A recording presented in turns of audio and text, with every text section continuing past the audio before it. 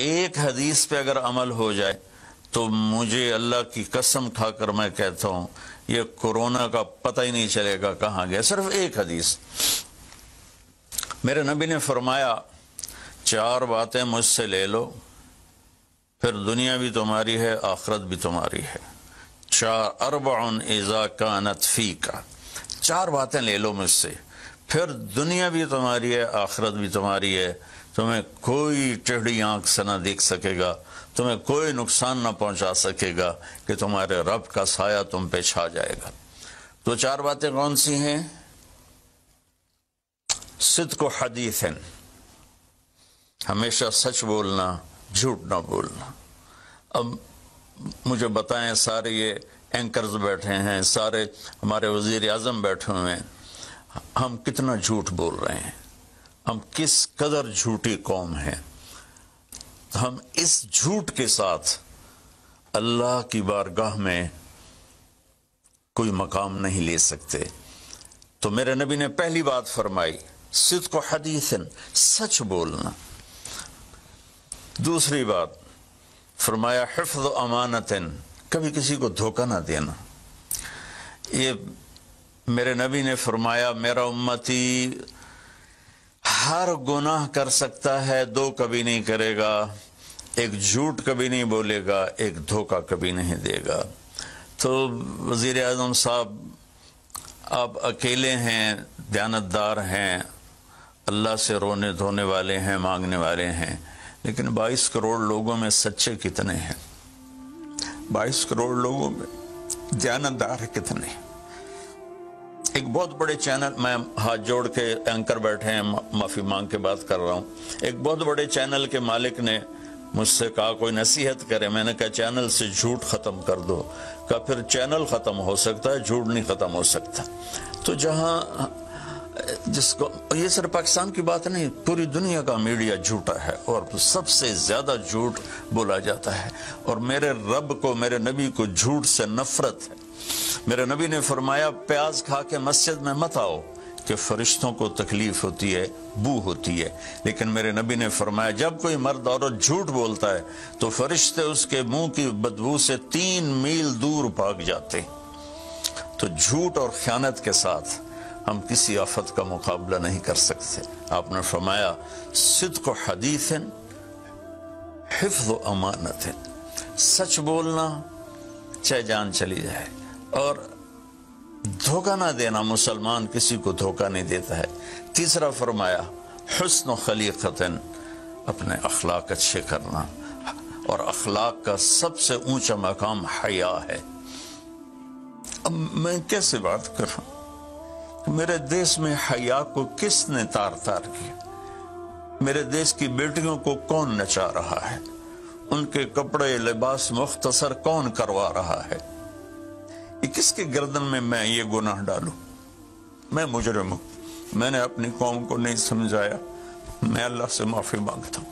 لیکن جب مسلمان کی بیٹی بے حیائی کی طرف چل پڑے اور نوجوان بے حیائی کی طرف چل پڑے تو اللہ کی رحمت. سب سے زیادہ عذاب قوم لوط پر آیا کہ وہ بے حیائی میں ساری باؤنڈریز کراس کر گئے تھے, تو اللہ تعالیٰ نے ان پر 5 عذاب بھیجے. 5, کسی قوم پہ 5 عذاب نہیں آئے, ایک ہی عذاب آتا تھا, ان پر 5 عذاب آئے.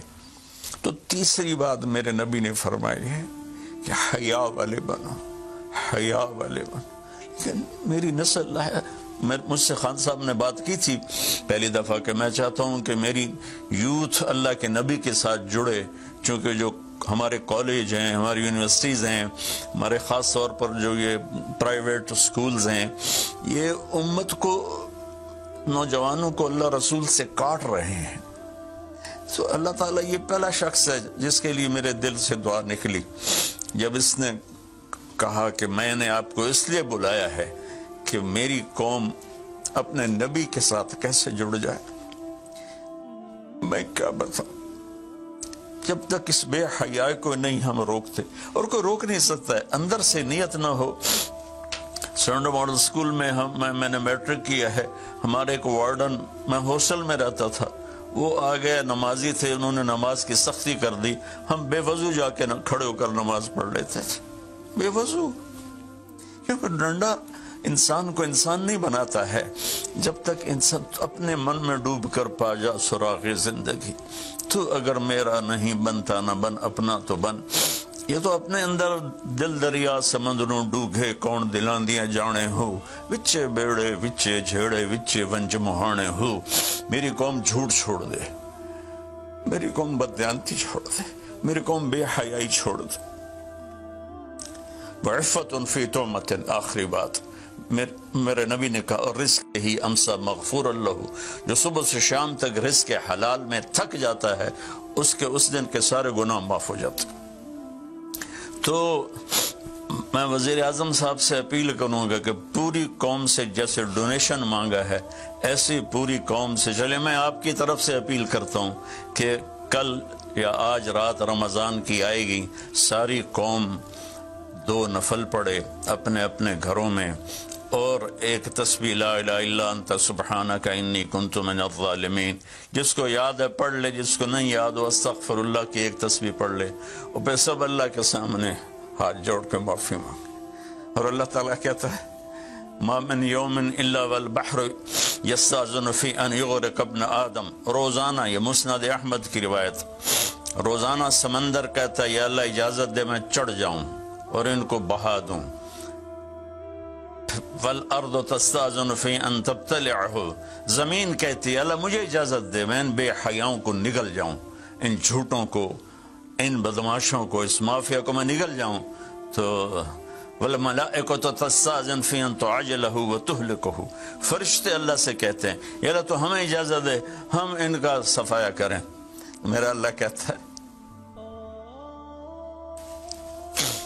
دعو عبدی فانا عالم بعبدی منکم, جاؤ جاؤ اپنا کام کرو, یہ میرا بندہ ہے اور میں جانوں میرا بندہ جانے. ان کان عبدکم فشانکم بہی, تمہارا بندہ ہے تو مار دو. ان کان عبدی فمنی ولی منی ولی عبد, اگر میرا ہے تو میں انتظار کروں گا, میں انتظار کروں گا. پچھلی قوموں میں ایک طوائف نے کتے کو پانی پلایا تو اللہ نے اس کی بخشش کر دی, معاف. ہم تو مائل بکرم ہیں, کوئی سائل ہی نہیں, کوئی مانگنے والا تو ہو. ان 4 چیزوں نے ہماری ہر چیز بکھیر دی, توڑ دی. کسی بھی قوم کے لیے جھوٹ, بددیانتی, بے حیائی اور رزق حرام یہ ان کو تباہ و برباد کر دیتا ہے. اور کوئی قوم سچائی, دیانتداری, پاک دامنی اور رزق حلال پر ہوگی تو اللہ کا سایہ ان پر چھا جائے گا, اور دنیا کی کوئی طاقت ان کی طرف آنکھ اٹھا کر نہیں دیکھ سکتی. ہم تو اجڑے چمن کے مالی ہیں.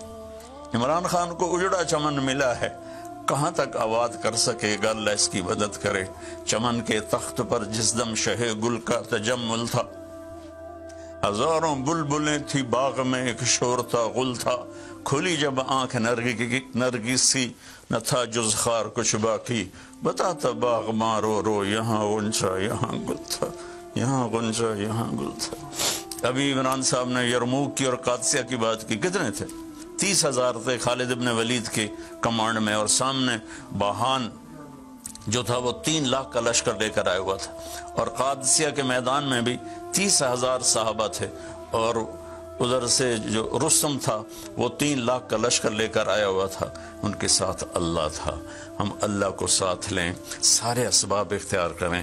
مالداروں سے کہتا ہوں, میں نے اپنا کلپ الگ ریکارڈ کرایا کہ اس سال ساری زکوٰۃ ان غریبوں میں تقسیم کریں. آپ تک تو ہر آدمی نہیں پہنچ سکے گا. اپنے اپنے علاقے میں جو مالدار لوگ ہیں وہ اپنی زکوٰۃ غریبوں میں ان میں تقسیم کریں, ان کے گھر جا کر دیں. کسی ایک کی دعا لگ گئی نا تو 7 نسلیں ہماری آباد ہو جائیں گی. تو بس میں معافی چاہتا ہوں, آپ نے مجھے کافی دیر بٹھایا تو میں نے بھی تھوڑا سا آپ کا ٹائم لے لیا. تو آپ درود شریف پڑھیں.